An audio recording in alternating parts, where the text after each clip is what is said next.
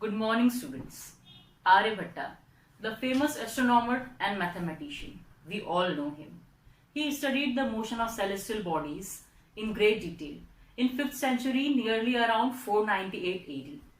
He described that the earth revolves around the sun and rotates about its own axis. He also gave certain facts regarding the motion of celestial bodies as seen from the earth. 1,000 years later, Tycho Brahe and Johannes Kepler, they studied the planetary motion in great detail, and Kepler summarized the observations and descriptions made by Tycho in just 3 laws, and they are called as Kepler's laws of planetary motion. These 3 laws have their specific name, and we have to study all these laws in this session. Okay, so first Kepler's law, we can say Kepler's first law of planetary motion, is also called as law of orbits. Kepler's second law is called as law of areas, or we can say equal areas. Third is called as law of periods or time periods. First start with law of orbits. What is this? The name specifies that it contains some information about the orbits. What is it? Every planet in the universe revolves around the sun in an elliptical orbit, and the sun is considered to be at one of the foci of this ellipse. Okay.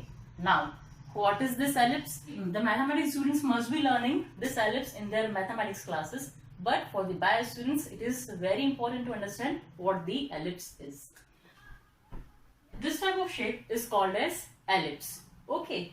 As we know the shapes as circle, triangle, rectangle, hexagon, pentagon, etc., the ellipse is one type of shape.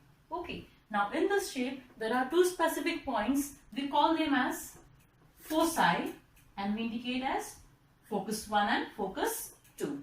The property of this particular figure is this, that the distance from these 2 focus for a particular point gives out the same sum for every point on this ellipse.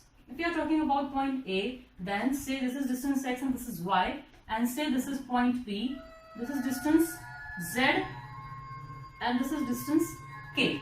This x plus y is equals to the z plus k.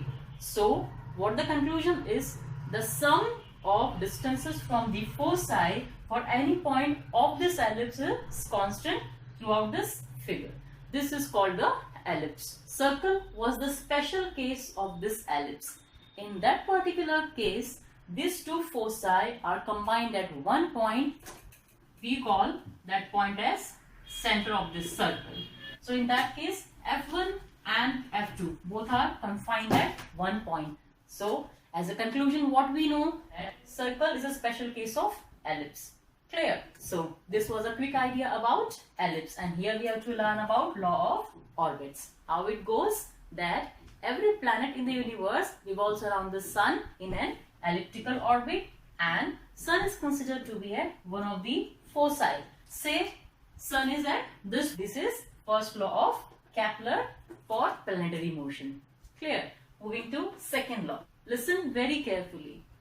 According to this law, the radius vector or position vector of the planet from the sun sweeps equal areas in equal interval of time. What is it? In easier language, we should understand it first. The area traced by line joining sun and the planet is equal in equal interval of time. Considering diagram and exploring this.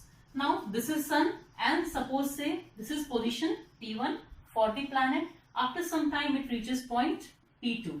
Okay, the time is taken as del T. Del T is the small time period.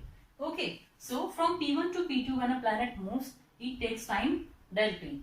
Now another point, say P3 and say P4. When the planet moves from P3 to P4, again it takes time del T. Okay, the line joining this P1 to sun, then P2 to sun, again then P3 to sun and P4 to sun. Okay, here we can see that when a planet is moving from point P1 to P2, it is traversing this and when it is moving from P3 to P4, it traces this area. So according to law of areas, it goes as the area traced by line joining the sun and the planet is equal in equal interval of times. So what we can say that this area and this area, they should be same. This is what the law of areas says. इसको बहुत easy language में समझेंगे हम इस तरह से. Position P1 पे फिर P2 पे आया, उसने टाइम लिया del T. Nextly it was at P3, फिर आया P4 पे, उसने टाइम लिया है del T. यहाँ पर टाइम सेम है. अब जब टाइम इक्वल लग रहा है तो जब ये लाइन जॉइंस की जाएंगी इस पर्टिकुलर पॉइंट से सन पे, देन P1 टू P2 जाते वक्त जो एरिया ट्रेस हुआ है और P3 से P4 जाते वक्त जो एरिया ट्रेस हुआ है, इन दोनों के एरियाज सेम होंगे और ये एरियाज कहलाते हैं areal velocity. Okay, so what we call it as the aerial velocity for a planet moving around the sun is always constant. Okay, so there are three types of statement for law of areas. As I told you, now you have to write all the three statements to clarify your concepts. Clear? Now, are you clear with all the three statements or should I repeat it? Okay, let's have a look once again. The aerial velocity of a planet around the sun is always constant. Second, the radius vector or position vector of a planet from the sun sweeps equal areas in equal interval of time. Third, when the planet moves around the, or we can say the planet revolves around the sun, then area traced by line joining sun and planet is equal in equal interval of time. Okay, area is considered and we are taking time, and these are the distances, so we are taking it as aerial velocity. Okay, now second thing, position vector and radius vector, two new factors. Simply we have to understand this factor. So what we can do, the position of the planet changes from P1 to P2, then P3 to P4. So respective vectors are called as position vectors of the planet from the sun.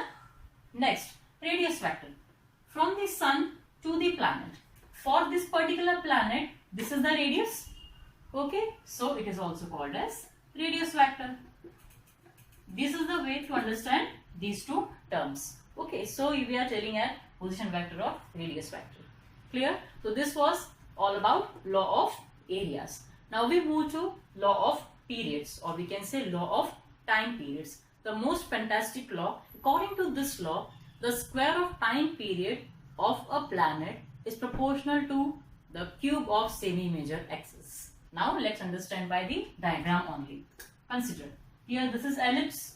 We have to understand what are the axes first of all for this ellipse. So ellipse, when we join this focus and this line is joining to the endpoints of the ellipse, then this distance is major axis, the major portion, and when we join the center of this line to the borders as a perpendicular, then this is called as minor axis. As it is minor, small, so it is called as minor axis. It is large, it is called as major axis. According to the third law, what we heard now, that the square of time period of a planet revolving around the sun is proportional to the cube of semi-major axis. This is major axis, so semi-major axis will be obviously from the center to this point. So this is semi-major axis. Clear? Now, suppose we say that the distance is A. Okay, the value of the distance is A, and P be the time period of the planet. What is time period? One revolution time. If we start from this point, then again when the planet reaches to this point, then time taken by a planet to move from this point and revolve and come back again to this point. This is called as time period for the planet. So let T be the time period of the planet and A be the semi-major axis. So according to third law, we have T square proportional to AQ. This is third law of Kepler, describing the planetary motion. Clear? So this was the Kepler's first law, law of orbits. Kepler's second law, law of areas, or we can say law of equal areas. And this is Kepler's third law of planetary motion, law of periods, or we can say law of time periods. This was about Kepler's laws of planetary motion. In coming sessions, we are going to derive these laws. Okay, bye-bye.